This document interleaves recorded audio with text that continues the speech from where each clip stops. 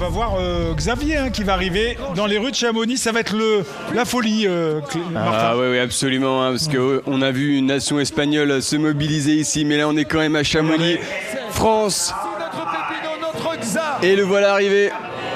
Donc on a quand même fait en sorte de lui faire un petit peu de place, mais vous allez voir, quand on va arriver dans les rues piétonnes, ça va se resserrer, la foule va s'écarter derrière, à côté de Pépito. Son surnom. Et regardez, il a toujours sa petite collerette pour pas avoir trop chaud. Il a mis des glaçons. C'est aussi un petit peu la nouveauté technologique, voilà, pour éviter la chaleur. Il fait chaud, regardez. Et là, c'était Théo Détienne. Ouais, c'est ça, Théo, le petit jeune un qui jeune promet, coureur en montagne. Ouais, qui a été champion de France de course de montagne l'an passé. On voit qu'il fait chaud parce qu'ils étaient torse nu. Ou alors il voulait simplement se montrer à la caméra. Xavier qui est suivi, vous voyez, par... on le voit un petit peu plus marqué que Pau Capel, là, qui est passé à cet endroit-là extrêmement expressif, qui a enflammé la foule. Il est dans sa zone. Alors, il y a un mélange entre guillemets de joie et de petites déceptions. Alors voilà, c'est ça, c'est difficile à dire parce que avec finir deuxième d'un UTMB comme ça dans un tel temps, c'est une extrême. C'est une performance incroyable. Donc c'est difficile de regarder. Ça y est, il a chopé le sourire. Et puis oui, le fameux drapeau Made in Jura aussi. Le drapeau jaune que vous avez pu percevoir. Ce monde. Alors ça y est, ça fait plaisir de le voir sourire parce qu'on a envie qu'il prenne du plaisir parce que lui nous en a donné en tout cas à le suivre sur cette UTMB 2019. Regardez sur la statue. Là on l'a jamais vu aussi bien entouré cette statue. On n'a jamais vu ça à Chamonix, si ce n'est quelques arrivées avec Kylian, on se souvient. Mais comme les conditions sont magnifiques aujourd'hui, les gens se sont rassemblés. Merci d'être venus encourager ces coureurs qui méritent, mais comme tous les autres derrière, les 2500, à avoir les 2000 qui vont arriver sur cette place du Triangle de l'Amitié. Regardez. Et ce jusqu'à demain. Demain après-midi, 46 heures. La limite. Voilà. Magnifique. C'est un monde fou. Allez, c'est à vous, même s'il nous vient du Jura. Le team de Fujit Spirit. Toujours très, très humble. Voilà, il est presque à s'excuser. Voilà, en tout cas, regardez, il remercie tout le monde, il apprécie véritablement. Voilà, on va commencer à voir l'émotion monter. Il laisse rien transparaître pendant la course. Il fait sa course, il est dans sa bulle, c'est très professionnel. Mais regardez, ça y est, ça explose. Il peut enfin apprécier ce grand moment. Deuxième place derrière Pau Capel, Monsieur Xavier Tamia. Ouais, la France. On peut exulter un petit peu aussi, nous.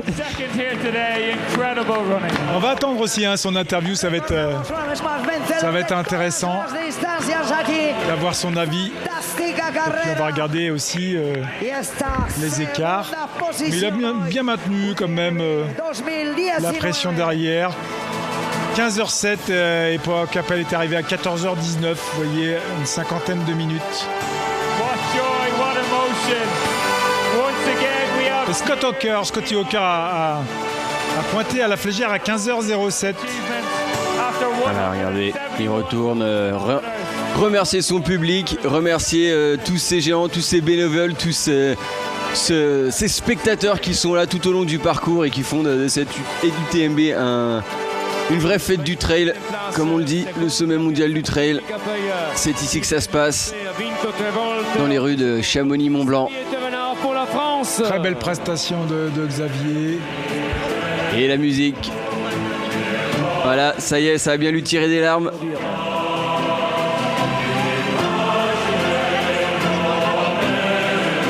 Il se lâche un petit peu, Xavier. Ça y est, ça monte. Il commence à se rendre compte quand même qu'il a réalisé... Ce qui réalise son parcours aussi, parce qu'on peut être aussi dans un jour un peu moins, mais c'est pas Pau Capel aujourd'hui. Même Xavier sur ce format a amélioré de 2 minutes son temps par rapport à 2015. Il a amélioré son temps. Référence aujourd'hui, la maman, le papa, ils ont été un petit peu inquiets sur la fin de parcours. Il y avait aussi Jean-Marie qui pleure parce qu'il en avait fait aussi un de ses objectifs sur l'UTMB. Juste Panthère qui est là pour accueillir son frangin. Ils se sont préparés ensemble. Ils avaient de gros objectifs en commun. Une sacrée famille. Une belle image avec son frangin. Hein. Ouais. Jean-Marie. Il aura du coup pas pu rallier la ligne d'arrivée.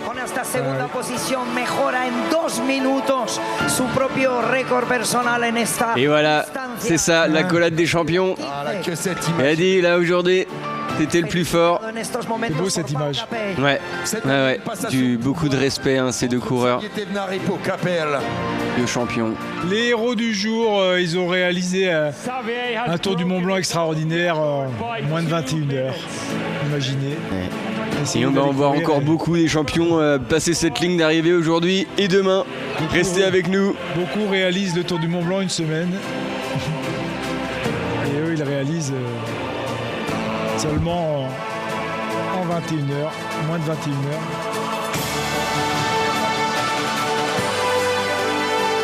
Et l'équipe d'assistance. Ouais, avec Cathy.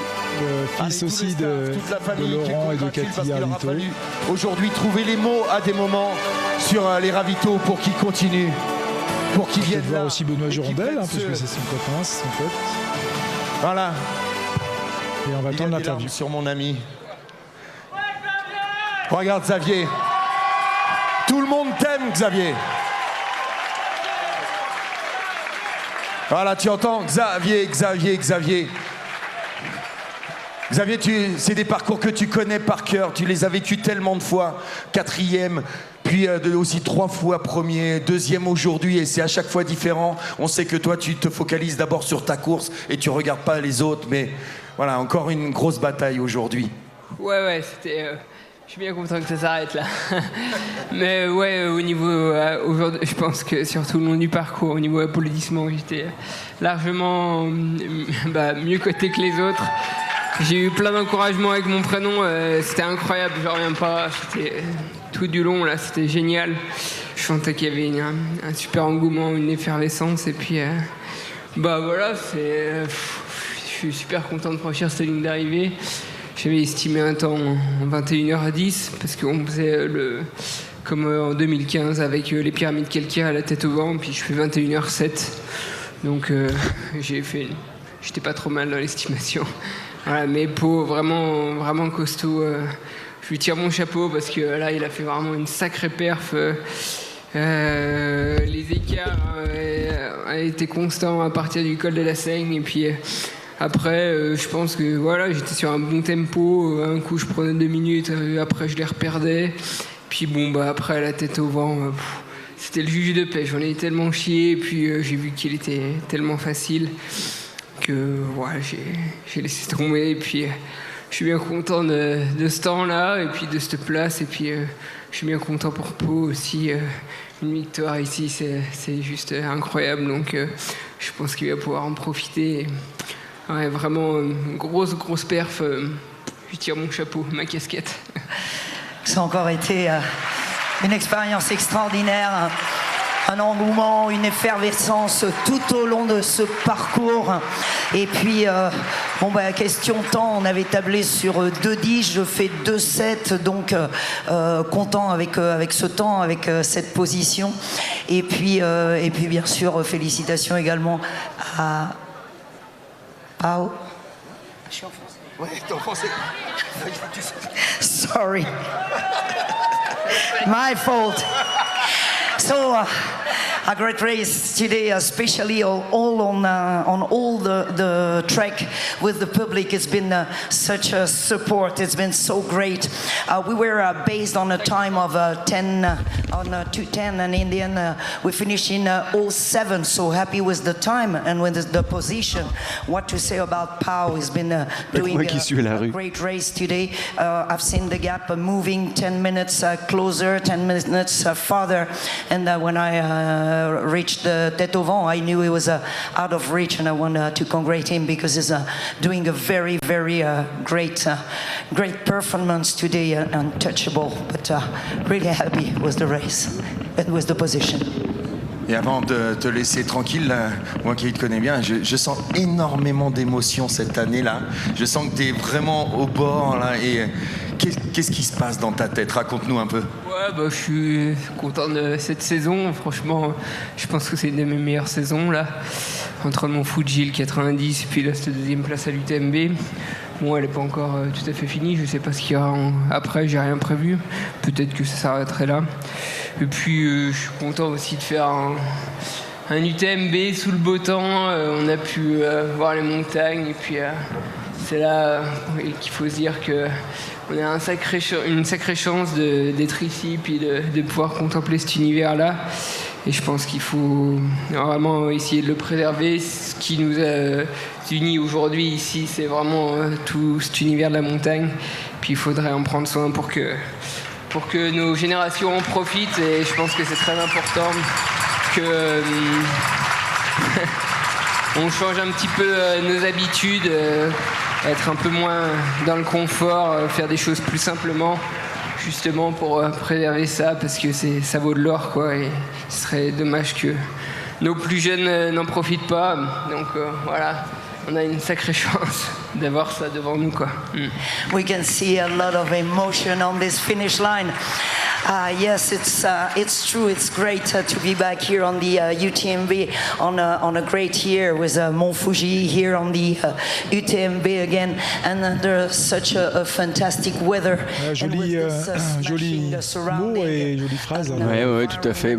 C'est bien de le noter. It's so exceptional. It's something we have to take care of. On a Courtney Dollwater qui va arriver à Valorcine, au ravitaillement de Valorcine, effectivement, avant d'attaquer la dernière difficulté de la journée pour elle, qui va être le lapin du Racel. Ouais. Increvable.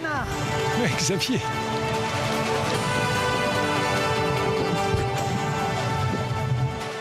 Et qui remercie. Tu l'as souligné tout à l'heure, c'était sympa, il a cité Capel dans ses propos. Hein. Tout à fait. Chapeau. Et un joli tempo. Ah, c'est ça. Lui aussi, il a dû y réfléchir pendant ces 20 heures. En tout cas, bravo Xavier, parce que tu as réalisé quand même un joli chrono. Et puis sur tes temps, j'aime bien quand il dit j'ai fait 21h07 et j'avais prévu 21h10. Les gens toujours se demandent comment ils font. This magnificent result. Second in the 2019 UTMB. On a Courtney Dollwater qui va arriver au point de ravitaillement à Valorcine, donc on va voir un état des lieux. Parce qu'on va s'occuper aussi du top 3 féminin. Et on voit là cette foulée extrêmement régulière. Ah ouais, ça bouge pas. On avait peur, on avait des problèmes. Des problèmes de digestion tout à l'heure. Once again, guys, don't go too far because in just over 30 minutes time, we expect Scott Hooker from New Zealand, our third place finisher, to get to the finish line here in Chamonix. Scott Hooker from New Zealand, who is having the race. Et puis on va voir un peu nous.